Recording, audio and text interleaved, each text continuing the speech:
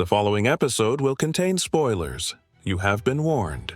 You're listening to Cinema IRL, the podcast that throws you into the movie and asks the question, what would you do? It's hard enough to find good in-home healthcare workers as it is.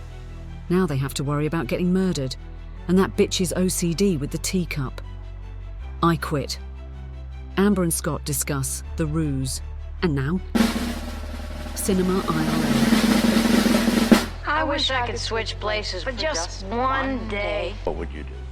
Put yourself in my shoes. How do we handle this? What would you do? Put yourself in my position. What would you do? Now it's your turn. That movie was completely unrealistic. Why? I saw not one, but two white people doing home health care. I call bullshit. Huh. Okay. Well, alrighty. Folks, Maybe it's because it was Maine. I don't know. Yeah. Welcome, folks. This episode, we are talking about the film The Ruse. Dale is quickly sent as the replacement nurse. She rushes to the remote seaside home only to find herself in the middle of chaos, forced to deal with an unruly patient, mysterious neighbors, and terrifying supernatural occurrences that seem to plague the home. Okay, that's ridiculousness. Is the home haunted, or is it something even more malevolent to blame? As the walls close in, unsure whom she can trust, Dale fears for her life and that of her patient. I hate descriptions that are so off base. The fuck? Yeah, that was. She fears for her patient, yet she kills her patient. Well, it was an accident, but yeah, there's no accident. Mysterious, terrifying supernatural occurrences. There's nothing terrifying. Good God. Okay, so long story short, we start our film with, oh crap, what's her name? Dale? No, the Tracy? Tracy. Okay, so Tracy's there. She's with dementia patient Olivia, and Tracy's burnout. She wants to go home, and then she gasps, and we think something bad happened to her, and then she's mysteriously gone. So Dale gets sent in her place to take care of Olivia, and Olivia sees her dead husband, and we think, okay, well, is there a ghost there? And a girl says, yeah, it's a haunted house, but there's nothing terrifying. That's a ridiculous movie description. So there's a lot to unpack here. There's a whodunit at the end with she did it, no he did it, no he did it, and then here's what really happened. So there you go. Okay, how about it? I just realized that there was something near the end that they brought up that was impossible. Okay. So they got the footage. The police? No, Who's they? So the other guy, the food delivery boy. Okay. He had the footage shooting inside the house that had, and at the very end they showed the footage and they showed. Well, they showed a couple of people. Tom. Yeah. They showed Tom in there. Uh-huh. Tom was in jail at the time. They didn't say when it was. But they weren't implying that it was at the time. They were just saying it's. Well, if it wasn't at the time, what would it matter? It was known that Tom was in the house. What, do you got pictures of Tom in the house? Well, it's that he was with Olivia, the patient. Yes, they were friends. Olivia had signed over power of attorney. Yeah, no, I think they fucked up. Oh, I don't think so. The dude was probably too busy doing wardrobe to figure out the holes in his own plot. Okay. Anyway, so what would you do if you were a caregiver sent to take care of a dementia patient in a somewhat... Hang on. I'm just passing right away. Okay. Well, you have to. And you're in a somewhat remote home. There's someone up the road a bit, but no immediate neighbors. And you don't get any breaks. You're not going to get any relief for a week. And the patient keeps talking about her husband. Like, don't sit in that chair. That was my husband's. Oh, my husband just told me this. And then there are mysterious things in the house, like doors that are locked and then unlocked, doors that are open and then open, pictures that are all of a sudden crooked. And you're in this big house and you're just with the patient. What would you do in that situation where you start feeling a little bit nervous? Well, I mean, dementia is not fun to deal with. Just in of itself. Like, take everything else outside. Dementia is not fun to deal with. Add everything else in there. Can I coach you on that? Not fun.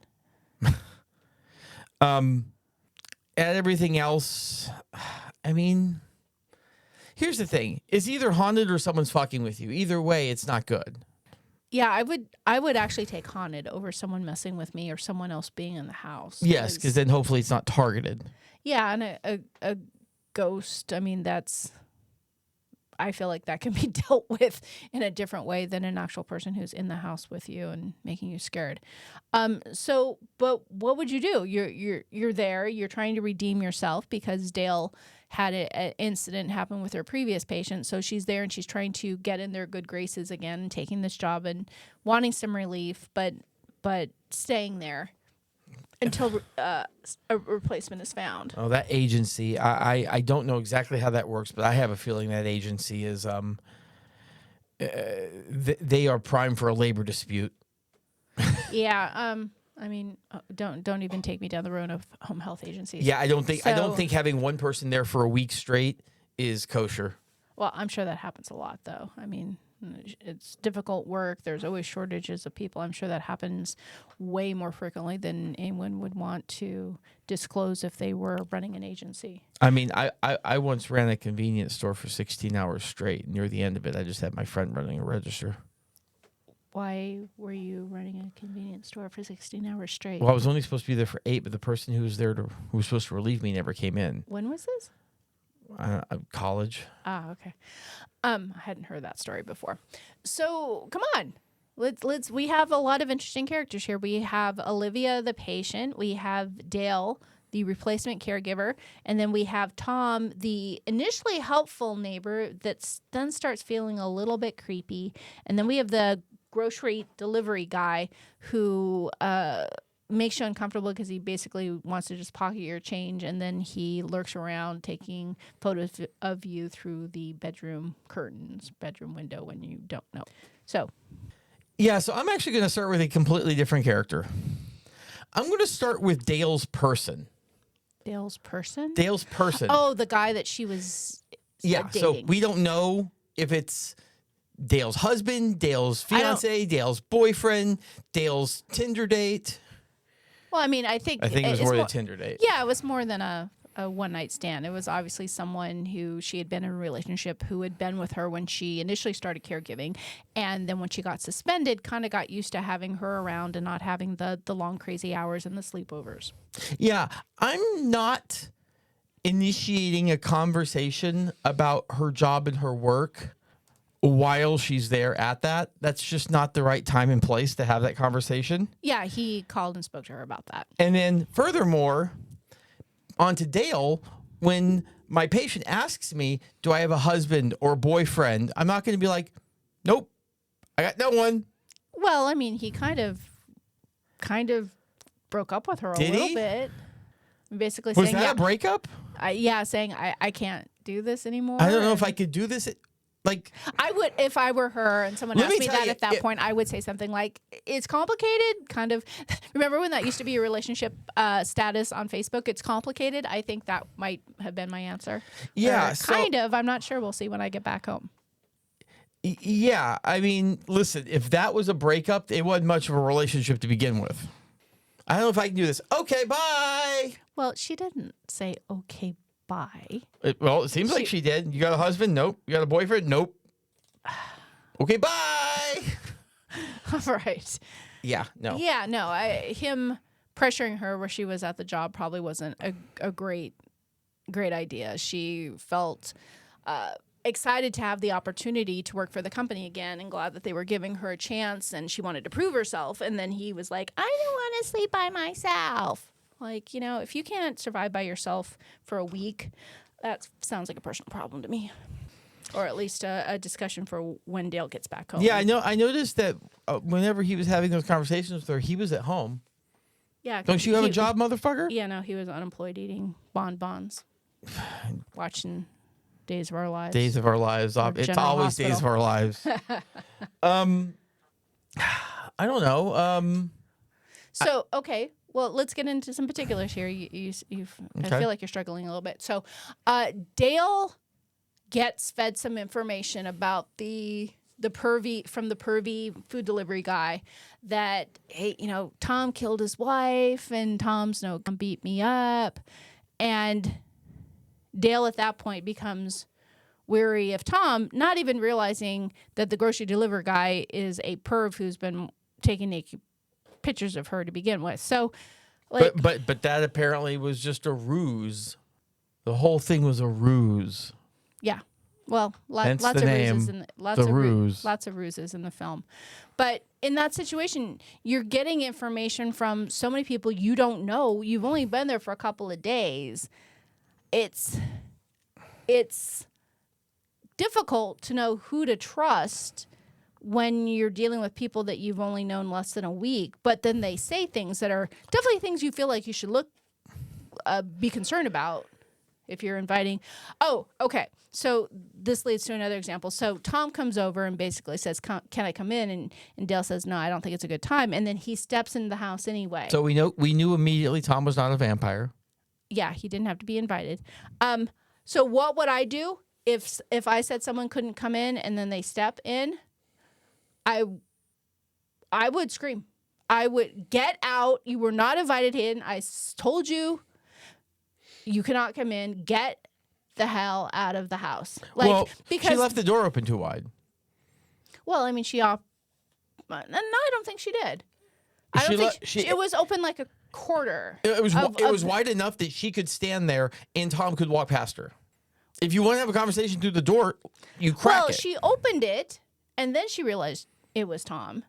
Well, yeah, who swings the door open that way when you don't know who it is? Well, okay. And you're supposed to open and kind of look through. Well, I don't know if there was a peephole on there. I kind of feel you don't like have to there look at wasn't. the peephole. You just open. You can crack it. And why wouldn't there be a peephole? She was a world-class symphony person who everyone would have died to work with her. She can't afford a peephole. Well, not every door has a peephole. Although I've really enjoyed it when I've had a peephole. It's been very helpful. So yeah, actually, peepholes for everybody. You get a peephole and you get a peephole. So you're a people person? People. That's the best. Yeah, You're a people person. I'm a peephole person. So that actually brings me up to the other time where some guy shows up and he says, I'm asking questions about Tracy, who was the first caregiver who disappeared, and I'd like to ask you some questions, and do you have anything? And Dale says, oh, well, I found her badge. And he says, oh, I'd like to have that. And Dale says, would you like to come in? Dale, I don't care if you're 28, girl, you need some life skills. Do not invite a strange man into your home of where you're living saying, would you like to come in? You don't know. He didn't show you any ID. We don't know that there's a cop car out front. He had a badge? Every schmuck has a badge. Every scammer, every evildoer has a freaking badge or a clipboard or a hat. A hat and a clipboard. Yeah. So wonder where that came from. Women. I know you weren't necessarily, all born in the same era with the same issues pertaining to safety, but do not ever invite a strange man that you just met into your home.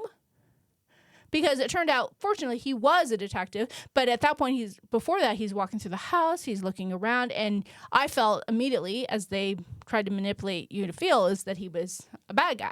Yeah, you know what? I call matter. a penalty flag on whoever did the music for that movie. Well, they because, do that all the time. Yeah, but this one was definitely way over the top on we're going to tell you what to think, but the ruse is on you because we're not telling you the right thing. I don't know, but don't invite strange people into your house. Even if it's a woman, do not do that.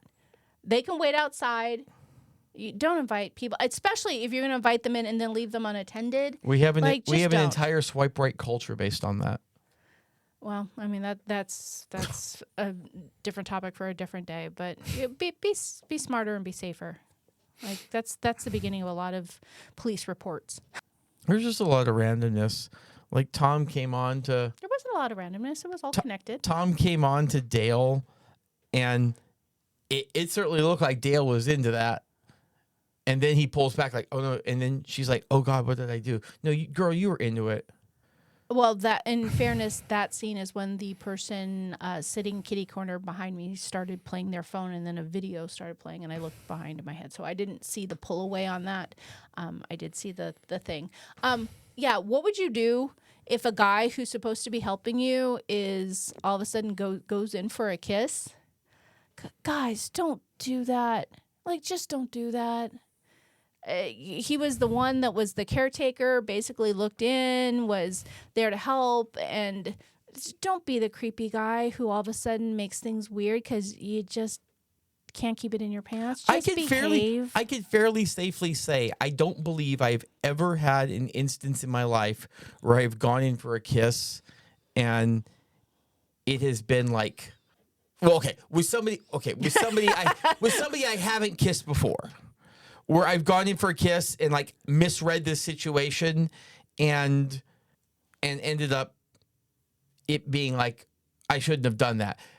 Because honestly, the truth of the matter is a lot of women will go along to avoid the conflict of getting accused of doing anything or misleading somebody or leading them on. A lot of women won't be like, oh, hey, you shouldn't have done that. Step back. Get away from me. What do you think you're doing?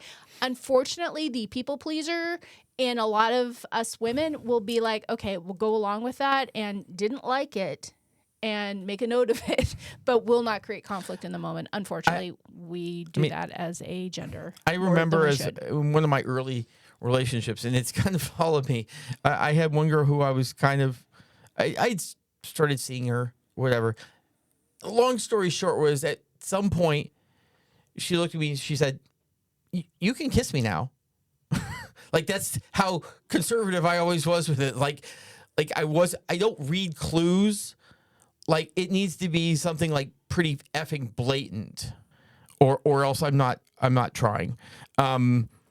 So yeah, you shouldn't do, guys, just don't go for that. Like if she wants you to kiss her, you'll know.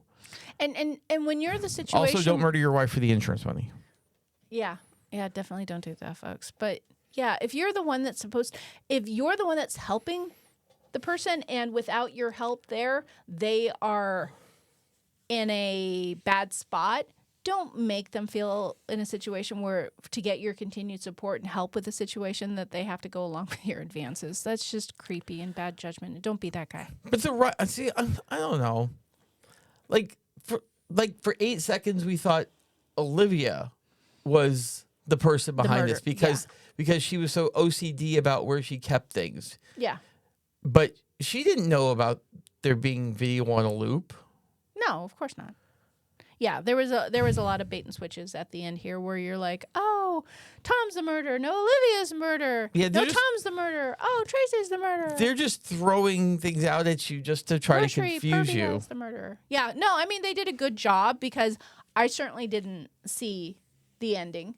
I did not imagine that. And don't tell me you saw that coming because I know you're a big fat liar. I started to wonder if whether or not we had one of those situations where, like, the movie ends and they just don't tell you. Well, no, where like she's doing something. She who? You got a lot of she's. Dale is doing something like she's sleepwalking almost. Oh yeah, I did when the cops accused her. I definitely thought maybe she had some sort of disassociated issue where she was doing things and maybe wasn't aware of it. But as soon as they showed the video of Dale doing that, I said that's not Dale's hair. So when we found out later it was actually someone else in a wig, that made perfect sense because I was like, yeah, no, that's not Dale's hair. Well, yeah, because they kind of, yeah. You, as a guy, you probably didn't notice her hair. You never notice our hair. Whenever we do something different to her hair, guys, you never notice. You never notice I do anything different with my hair. Well, you have no hair. So it makes perfect sense that the detective was like, oh, that was you. Dale, you're the killer. It's like, no, look at her hair. It's not the same.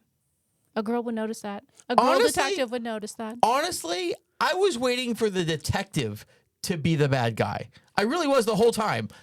Like, he was the one person that was, like kind of that constant in there. Yeah. I was waiting for the flip at the end. Like, he's the one who set everyone up. And yeah, anything's possible.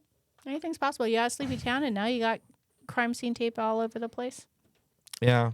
It was... It was a good twist and turn of kind of a whodunit, what's going on. And the whole supernatural thing wound up to be a bunch of...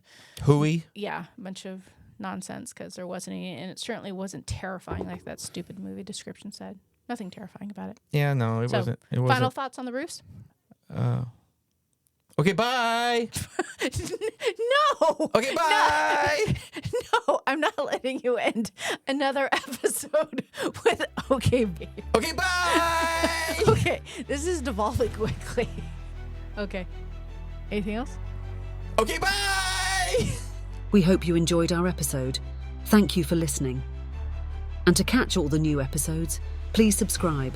We release 2 to 3 episodes weekly, so we'll have new content regularly. Until next time.